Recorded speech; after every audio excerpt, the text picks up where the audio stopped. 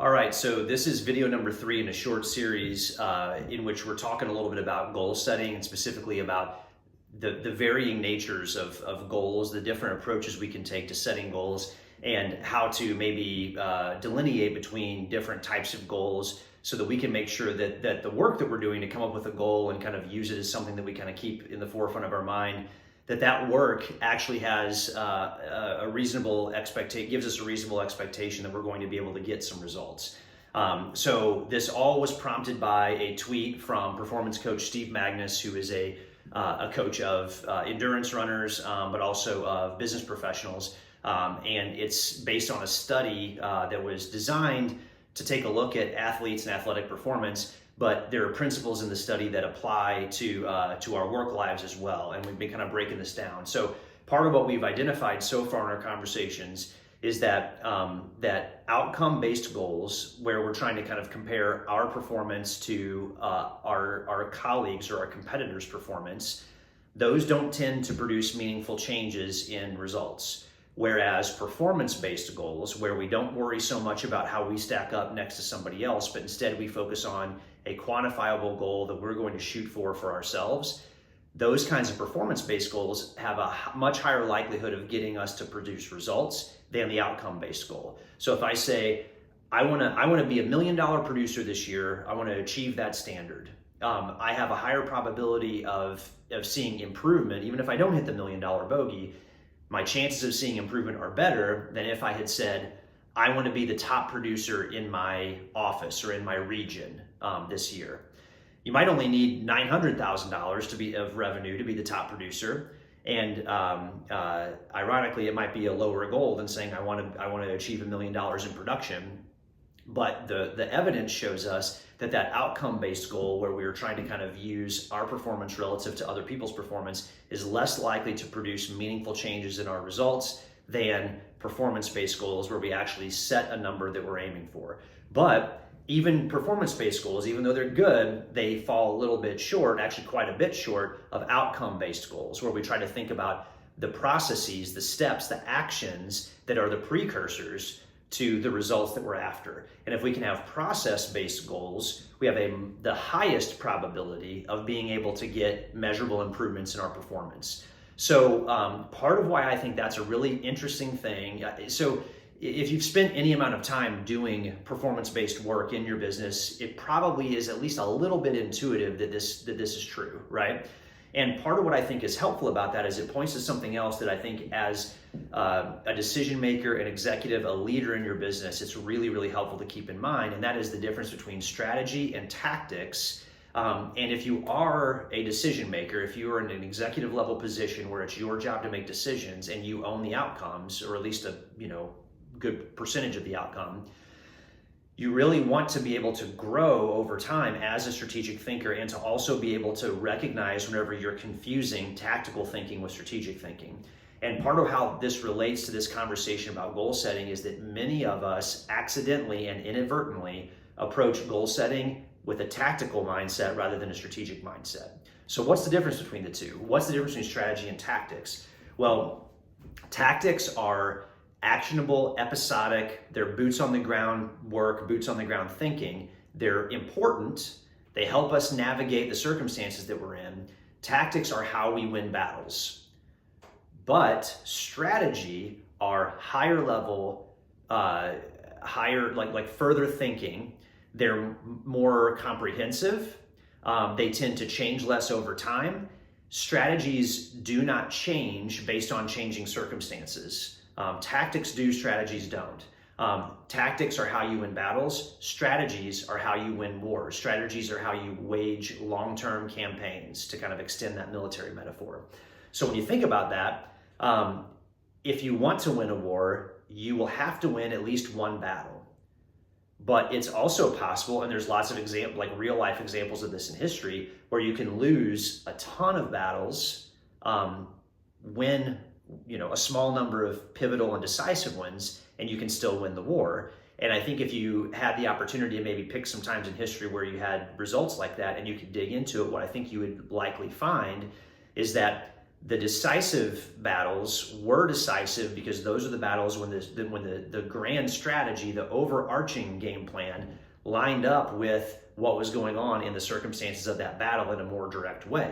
And so, the victories in those battles aligned with the big picture strategy in a more kind of one-to-one way. And that's the reason why you can maybe lose a whole bunch, win a couple of battles, but those are decisive enough to be able to kind of swing the war into your favor. And I know not everything, it's not always appropriate or fun to think militaristically about everything, but I do think that's a helpful kind of like way to help us as we're making decisions, try to think through like, okay, in this situation, is this where it's appropriate for me to think tactically, or should I be thinking strategically? And how do I make sure I don't sacrifice my strategy for the sake of something that's more tactical? So what does that mean exactly? That would mean things like burning up resources that I need to kind of preserve for the sake of this larger mission, which is the grand strategy that I'm working at over long periods of time. So for me, whenever I'm doing business planning work, a really helpful starting point that helps me stay mentally and emotionally disciplined to be able to not take my eye off the ball and not stay focused on the stuff that's really important to me for the long term is for me to carefully and thoughtfully try to articulate strategic priorities and to bring myself back to those strategic priorities over time. So if strategy is like the big picture long-term thing, strategy shouldn't change very much as time passes. Strategy should be, it'll evolve a little bit, and the ways that we put the strategy into practice will change, but the strategic commitments themselves, if we've articulated them in the right way, and they are good ones that are appropriate for us, those things themselves, the strategic priorities, aren't going to change a whole lot as time passes. So I just wanted to mention that in the context of this conversation we're having about goals. And I wanted to kind of highlight two things in particular about strategic priorities that can help differentiate them from goal setting. And the reason why I want to do this is because most of the time, performance-based goals are highly tactical, okay? And that's one of the reasons why goal setting is important. We don't want to fail to admit that it's important. But if the extent of your business planning is just, at the beginning of every year or towards the end of the year, you just sit down and you write down 3 or 4 goals you have for the year, and the goals are all quantifiable things. Like, I want to open 75 new accounts this year, and I want to increase the revenue that I've produced by $100,000. Those aren't bad goals to have, but those are examples of tactical thoughts more than those are examples of strategic thoughts. All right.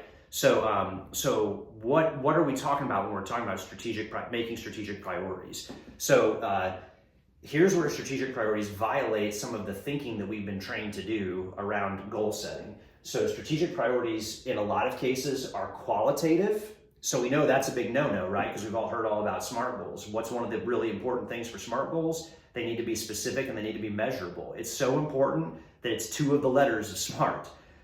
So a strategic priority, on the other hand, is it can still be very specific, but doesn't necessarily have to be measurable. Okay, so like, what's an example of a strategic priority?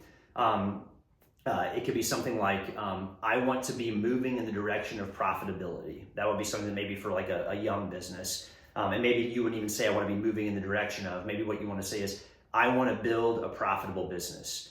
Now, that might be like a duh sort of a thing, because profitability is like a very low level kind of baseline requirement for a business to be able to exist. But I'll give you a practical example of someone that I know that used an articulation of a strategic priority that included that, and it ended up being really helpful. And that was someone who started an independent law firm.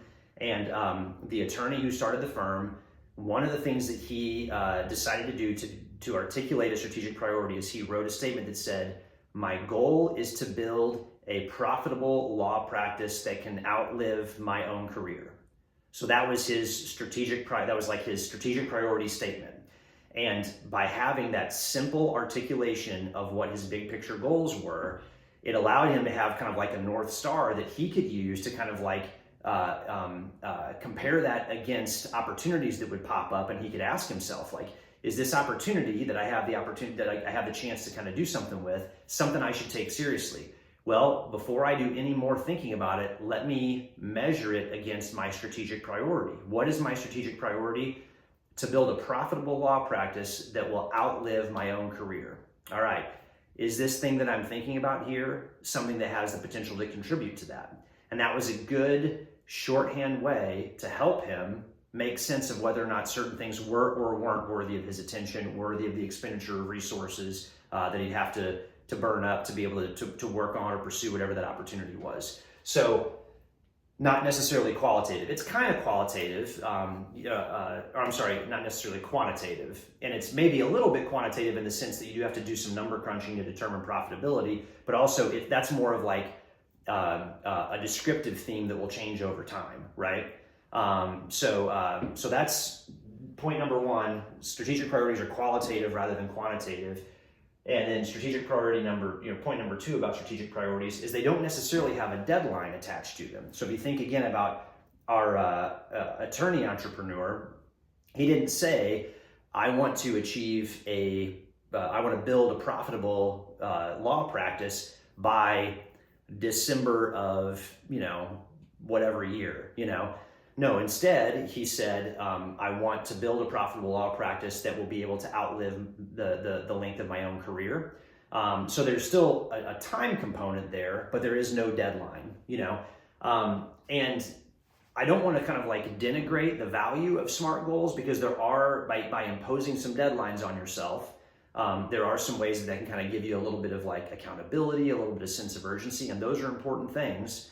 But my strong encouragement would be to not approach goal setting before you've thought through strategic priorities. What are the things that are like your North Stars that you want to be committed to whenever you are thinking about this life's work of building a career? What are you doing it for? Who are you doing it for? What are the characteristics of your work that it's going to need to have if it's going to be able to kind of fulfill those bigger aspirational goals that you have? And how can you articulate that in a really simple strategic priority so that whenever you get ready to start actually articulating some good old-fashioned SMART goals, you know that those things are actually moving you toward that target that you've got on the wall, that vision that you have for the future, rather than maybe giving you a sense of purpose and a way to get busy without really thinking about whether or not that busyness and that purpose is aligned with what you really and truly want for the long term. So that's strategic priorities. So my encouragement would be check out Steve Magnus's work and use resources like him to help you in trying to kind of work on your own ability to perform at a high level. But also don't forget to do the work, do the heads up work where you look a little bit further down the road and you think about, where am I trying to kind of sail this ship to? What is the ultimate long-term destination? Why am I doing what I'm doing? And where am I hoping to get to? That sort of work with strategic priorities will give you a much higher probability of winning this war, this lifetime's work that you're looking to do well. And it'll also tune you up in a way that'll make you a lot more effective when you actually are doing the work on the tactical stuff and you are creating some more episodic, time-bound, performance-based goals.